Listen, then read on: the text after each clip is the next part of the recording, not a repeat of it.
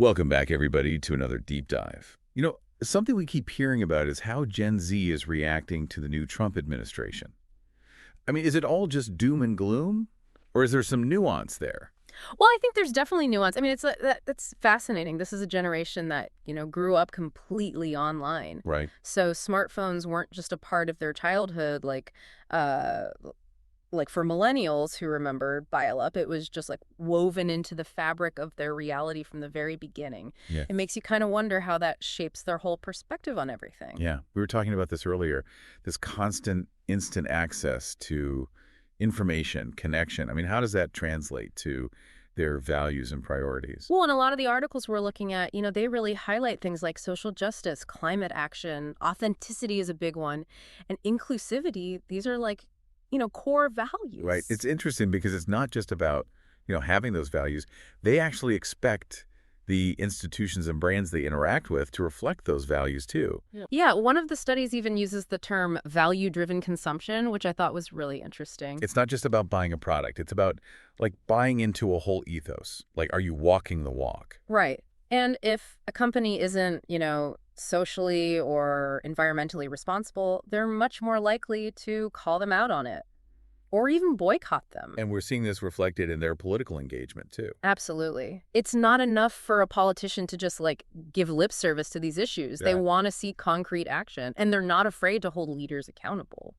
Okay, so we've got this really interesting dynamic forming. We've got a generation that's like hyper aware, digitally savvy, and really values driven, meeting this Trump administration that in some ways it seems like, at least from these sources, is harkening back to like classic Republican strategies. Exactly. A lot of the policies that we're seeing, they're really emphasizing free market principles, tax cuts, deregulation, pretty familiar territory if you've followed, Republican administrations in the past. But the landscape is so different now. So how do those policies resonate with a generation that's so anxious about climate change? Yeah. Social justice, the job market has been totally reshaped by things like, the pandemic and automation. Yeah, great point. I guess let's start with what seems to be like top of mind for Gen Z, and that is climate change. Definitely. I mean, all the research shows that it's the defining issue for them, and it makes sense. I mean, they're the ones that are going to have to live with the consequences of inaction, potentially for decades to come. One article, I think it even calls them the climate generation. Yeah. And they're not just passively worried either. They're really demanding that leaders take bold steps to address it. Yeah, and it's that urgency that really comes through in their activism. I mean, they're not just asking for change, they're demanding it now. They feel like time is running out, and they're not willing to wait for incremental progress. So where does that leave them with this new Trump administration? I mean, from the sources, we know that they've rolled back environmental protections, pulled out of international climate agreements.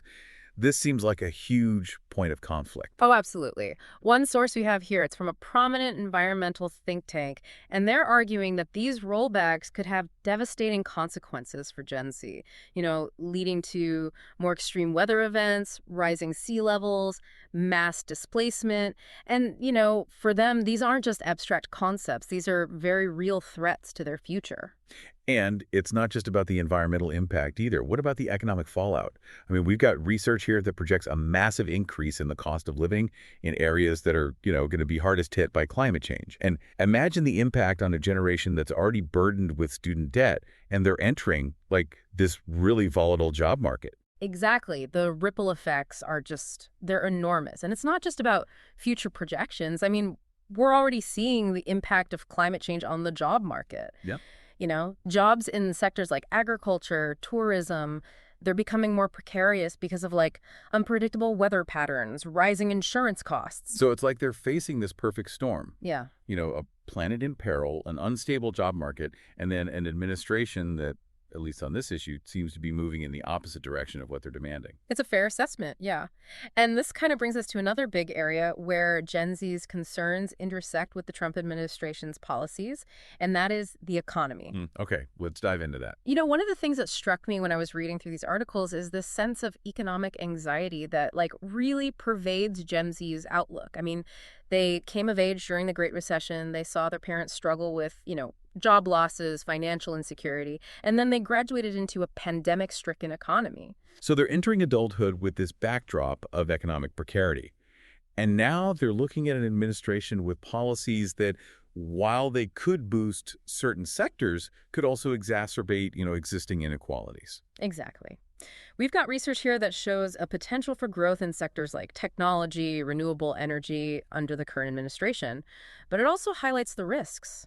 Tax cuts and deregulation could actually widen the gap between, the rich and the poor, leaving a lot of Gen Zers struggling. We've got a source here. It's a report from a left-leaning economic policy institute, and they're arguing that the administration's focus on trickle-down economics could actually harm Gen Z in the long run. They're predicting stagnant wages, rising healthcare costs, a shrinking social safety net. And then on the other side of the spectrum, we have this report from a right-leaning think tank, and they're arguing that the tax cuts will stimulate job growth, and that'll ultimately benefit all Americans, including Gen Z. They're pointing to historical precedents where similar policies have led to economic booms. So we've got two very different perspectives there on how the Trump administration's policies might actually impact Gen Z's economic prospects. Yeah, it's a complex issue. No easy answers. For sure. And it's important to remember these are predictions. They're not guarantees. The actual outcome will depend on a multitude of factors, including global economic trends, technological advancements, and, of course, the political landscape. So we got climate change, the economy, two huge issues top of mind for Gen Z, both areas where their views seem to be at odds, at least a little bit, with the new Trump administration. But there's another big one that we need to talk about, and that is social justice. Yeah, absolutely. I think this is an area where Gen Z is incredibly passionate and vocal. I mean, they've grown up in a world where social movements like, Black Lives Matter, #MeToo, they've taken center stage, and they're really committed to fighting for equality and justice for all. Yeah, one article describes them as like the woke generation. They're so hypersensitive to these issues of race, gender, sexual orientation, and they're not afraid to call out injustice wherever they see it. Yeah, and they're doing it in a way that's completely different from previous generations. I mean, they're leveraging the power of social media to amplify their voices, organize protests, hold institutions accountable. Right? It's like they have this whole digital arsenal at their disposal. They do. They're not just marching in the streets. They're launching viral campaigns, creating memes, using hashtags to mobilize millions of people around the world. And it's working.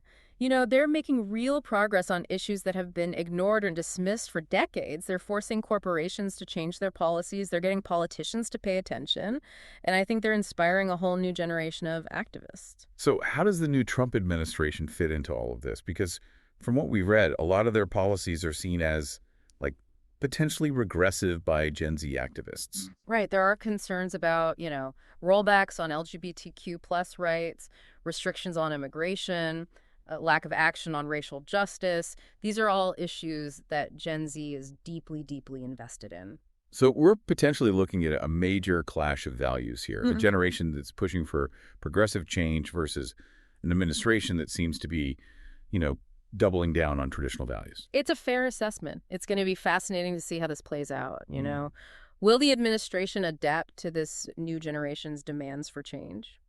Or will we see a generational divide that, really reshapes the political landscape? Okay, so before we move on, I think we need to talk about Gen Z's views on education, especially given the new Trump administration's stance on education reform. Yeah, this is a big one. I think what's striking is the level of concern that Gen Z has about the rising cost of college, the crushing burden of student loan debt.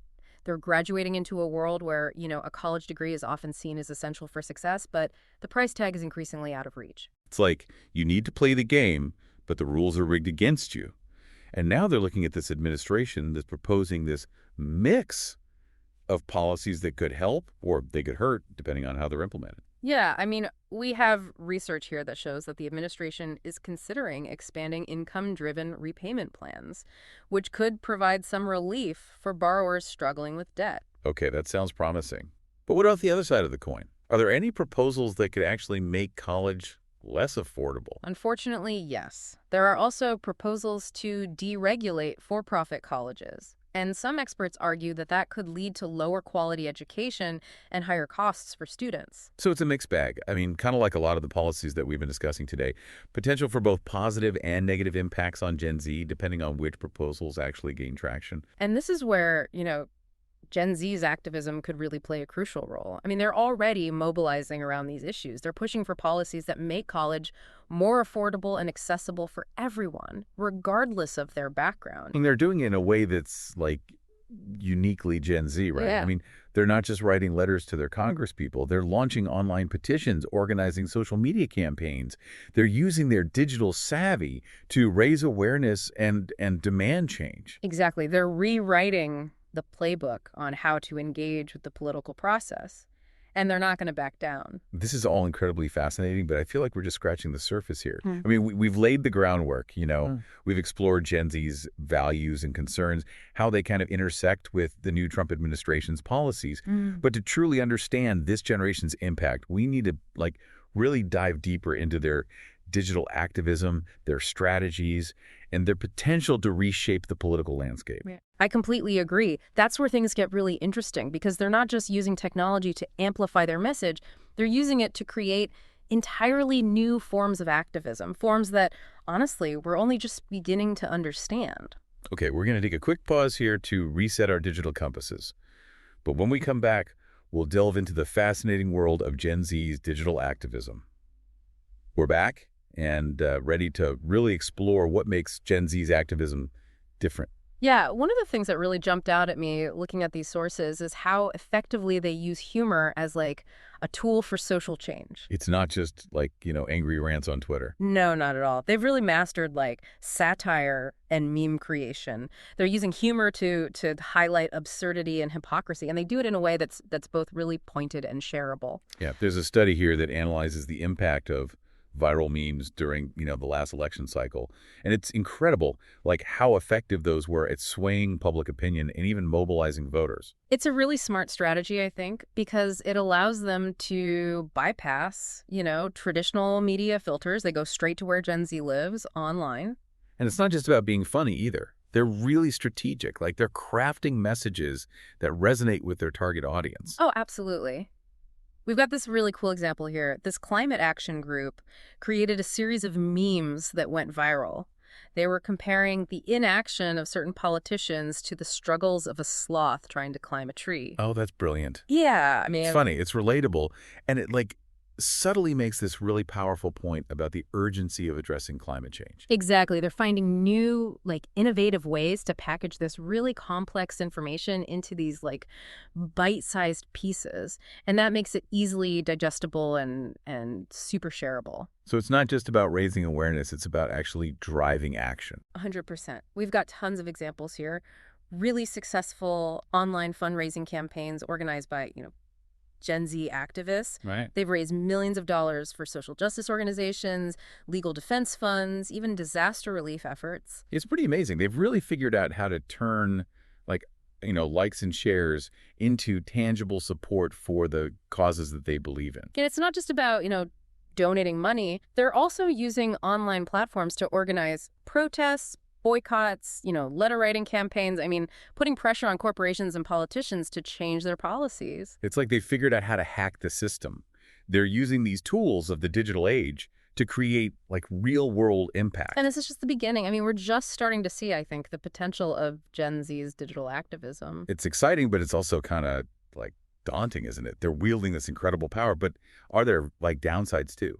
Well, yeah, for sure. I mean, one of the sources that we have, they raise concerns about the rise of, alternative media and the potential for Gen Z to get caught in these echo chambers, where they're only exposed to information that, reinforces their existing beliefs. Yeah, that whole filter bubble phenomenon. Yeah, It's a real concern, especially when it comes to political discourse. totally. If we're not careful, we could end up with a generation that's super informed about the issues that they care about, but completely isolated from opposing viewpoints. Which can lead to polarization Mhm. and extremism. Yeah. And then it just makes it even harder to find any kind of common ground. Exactly. So it's crucial for Gen Z, to develop critical thinking skills, being able to evaluate information from, multiple sources, and to engage in respectful dialogue, even with those who hold different views. And this is where education plays such a crucial role, right? I mean, it's not just about teaching Yeah. facts and figures.